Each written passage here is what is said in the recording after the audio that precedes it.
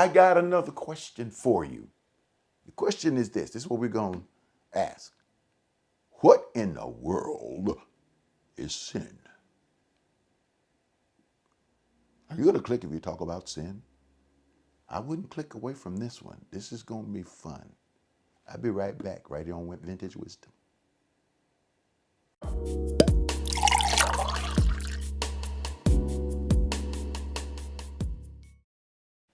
Hello, I'm Dr. Ed Montgomery. Welcome to Vintage Wisdom. Vintage Wisdom is about vintage. It's about not just old, but it's about something that is unique. Vintage means unique. They would crush grapes when they got ready to make a unique kind of wine. We talk about the new wine, the new fresh wine, the new wine that Jesus would speak about going into old wineskins. So new wine is a fresh way of thinking. You can't put a fresh way of thinking in an old structure. Sometimes you got to get rid of the structure, get a new structure, put a new way of thinking in so it doesn't explode the structure. This is what's been happening out there. We're asking people to think about things, really think about things. Think. And they're trying to put the old way of thinking in, or should I say, they're trying to, get this old structure and put new ways of thinking in it, and it's exploding. People are going absolutely bananas. Now, here's one of the subjects that we've been talking about. We've talked a little bit about hell. What do you think about that? I got another one for you. What do you think about sin? Now, before you turn me off, I'm going to say this. Sin may feel good. Sin may feel good. Well, if you're thinking about sin the way most people think of sin, that whatever I want is something I want to do that I like, but it's a sin. I want to be over here, but it's a sin. I want to be with that particular but it's a sin. I want to be with that person this particular way, but it's a sin. Look, I'm up for anything, but it's a sin. So you're asking people, what's the fun about living if you can't sin? Well, let me tell you about sin on this video. You ready?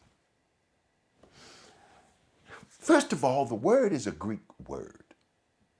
All of our language comes out of the Greek. Jesus spoke Aramaic, but a lot of people couldn't deal with Aramaic. So they translated the Bible out of some in Aramaic, but mostly, Jesus spoke in Aramaic, but all the Bible writers, the Matthew, Mark, Luke, and John, translated the Bible into Greek. Here's how they did it. They went around years after Jesus was gone. That's right, decades after Jesus was gone. And they began to ask people, sometimes people who were eyewitnesses with Jesus, sometimes the children of eyewitnesses, or the grandchildren, even the great-grandchildren of people who knew people who knew people who had heard of Jesus. And they would ask them, well, what did he say? One person said he would say, blessed are the peacemakers, for they shall be called the children of God. And so they would ask somebody else, somebody would say, ye are the light of the world. He said, not ye. Ye is ancient, is Old English. So let me get up. He would say, you are the light of the world. Or he might say something. He would talk about marriage and who was the person in the resurrection when they married. They would talk about all these different subjects. And the more, say you got 2 people who talked about this, but 2,000 who talked about that. They would take that and put that in the manuscript more so than this. In other words, these only had 2 folk in the chat. This had 2,000 in the chat. So guess who's going to really get their opinion out there, right? Of course. Matthew, Mark, Luke, and John. Matthew, Mark, Luke, and John. Basically, Matthew, Mark, Luke, and John, Matthew, Mark, and Luke were what is called synoptic gospels, the way we see things. It's like CBS, ABC, NBC. We see things differently. And they see Jesus from different angles. That's why when you read all three, you can hear the same scripture, but coming from different angles. It doesn't mean that one is a mistake or one is wrong. It just means there's three different angles. Why? Because the Bible is designed to cause you to think, not just accept it mentally, but to think about it, to follow Jesus, to engage with him. Remember last week? We talked about that last week. We talked about what belief was last week when we dealt with that whole thing about hell. Sin is what we're dealing with now. Here is what that definition of sin is. This comes right out of the Greek. It means somebody takes an arrow, shoots the arrow at the bullseye. You know what a bullseye is. And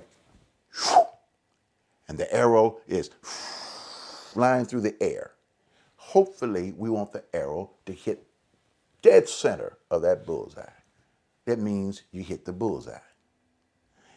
If you miss the center, that means you go off into the blue area or the red area or the other area. You don't hit the center. No matter how much you try, you keep missing the center. What does that mean? You keep missing the center. You keep missing the center. You keep missing the mark. You keep missing the direction you want to go. You keep missing what you really want to do.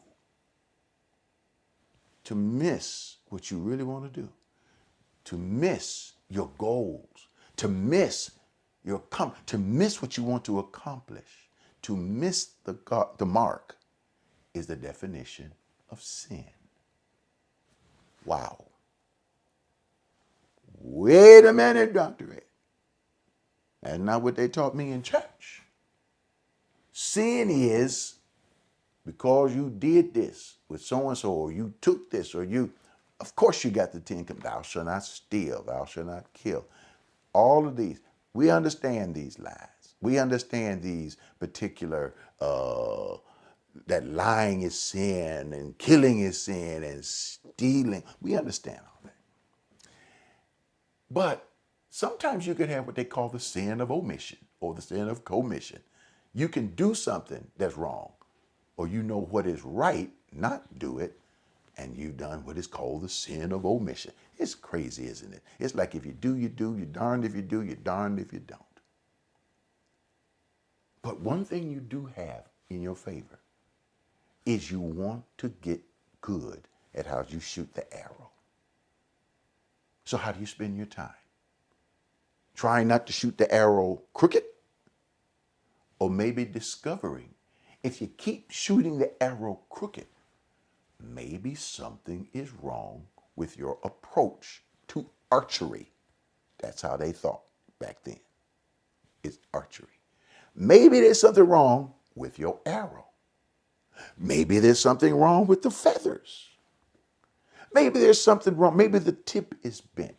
Maybe the arrow shaft is a little warped in wood. It's sat out in the weather too long. Maybe you can't pull the bow back. Maybe you haven't developed your muscles. Maybe you're shaking. Maybe you don't know how to hold your breath. It's learning how to shoot the arrow the best you can until you discipline yourself to get what you want. What do you want?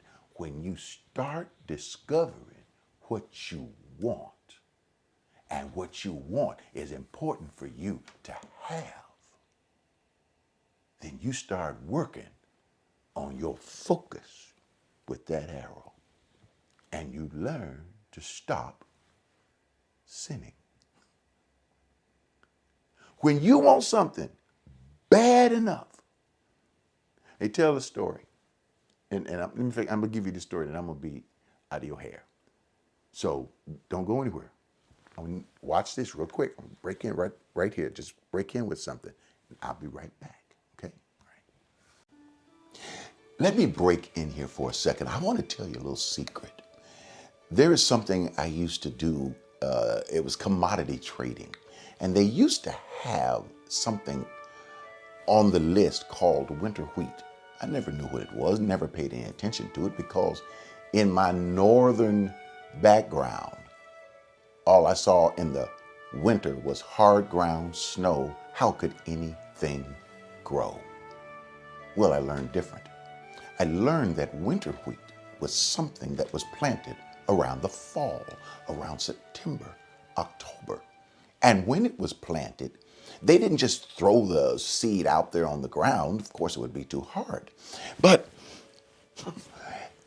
they drilled down into the earth and almost like planted them one by one. Now, when the snow came and the winter came, it would go dormant. But when the spring came, it would come up again. And they would harvest it around that time. Winter wheat. In other words, there are things in our lives that we plant in times when people think they won't grow. There's a number 9 that I believe symbolizes finality. It symbolizes harvest. It symbolizes the end of something like 1, 2, 3, 4, 5, 6, 7, 8, 9, and then 10, you start all over again. This is 2024. 2, 2, 4 equals 8, new beginnings. But watch this. You can plant during the new beginnings, but you can't eat the harvest until later. When you plant something, it takes time. Sometimes it's dormant. Sometimes there's a winter. Sometimes you feel like everything is shut down, just like the earth is shut down in the winter. But you know what? Spring is coming. A different kind of growth is about to take place. So what you thought was not going to happen is going to happen. It's a seed that you plant in the earth. The seed and the need. The need is in the seed, and the seed is in the need. So whatever it is that you need, and whatever needs you see around you, plant it. It might be $9.90. It might be, for those of you who have it, and people have it, it might be $90.90, or it might be $99.90, whatever. Put a 9 in that offering. It might just be $9. Whatever it is, take the time. Plant it now. You can call the number. You can text to give. People love it. 713-742-2035. That's 713-742-2035. Or you can go to myalc.org. I love myalc.org. It's safe. It's secure. And you can hit that donate button, smash it, crash it, hit it. Let it be known that you're there. And you will see how to do it. Look, there are a lot of needs around in this world. There's going to be a lot of issues coming up. It's going to look like everything is lying dormant. But remember, if you put your seed in the ground, it's already coming up while you're not thinking about it. In the wintertime, it's not the heat from the sun outside that will grow this seed. Guess what? It's going to be the warmth of the sun inside that will make this seed come to life. It's going to be a warmth, like warm oil inside of you. Give, you'll feel it, and it will make a difference not only in the lives of others, but also in your life. All right? We love you. Stay blessed. Listen, the story is told, and stay right here because and make sure you, by the way, make sure I'm gonna tell you the story. Hit those likes, hit the comments. Let me know, what do you think sin is? Notice I didn't say what do you believe. We talked about that last week. If you haven't watched last week's Vintage Wisdom, then you're not gonna know what I'm talking about. What do you think sin is? Listen, it's not a sin for you to think differently than other people. You may think, what is the most horrible thing you can, not liking Voting Rights Act is a horrible sin to me. Trying to keep people from voting, that's big time sin. But there's church folk behind a lot of that big time sin. Yeah. What do you think it is? Write in your comments. Tell me. Talk to me right here on Vintage Wisdom. But here's what I was going to tell you the story. It's an old story. A little boy was sitting on the dock of the bay, sitting on the dock of the bay. And right there by some water. And so the little boy was asking his grandfather about what is success. And the grandfather took the little boy's head, shame on granddaddy for this, and stuck his grandson's head up under the water. He knew, he was watching him. And the little boy was shaking. And the little boy was just shaking and flailing. And then finally, the grandfather pulled him up. And the boy was, because he knew the boy could swim, but he hadn't taken a deep enough breath. And the little boy was, oh, Granddad, why did you do that to me? And the grandfather gave him a lesson. And that lesson was this. You have to want success as much as you wanted that last breath. When you want that bad, it's when you'll get it. Listen, when you're ready to work on how to strengthen your arm, to pull back that arrow, to fix the shaft of that bow, to pull that string back and to focus and shoot with confidence, whether you miss it or whether you hit it, you've given it your best try. And what you do is you ask and call for the strength of God that is within you to give you the ability to make it happen. You focused on sin? Focus on your power. See you next week. Hey, don't forget to subscribe to my channel. Hit that subscribe button, smash it, crash it. Let us know you're there.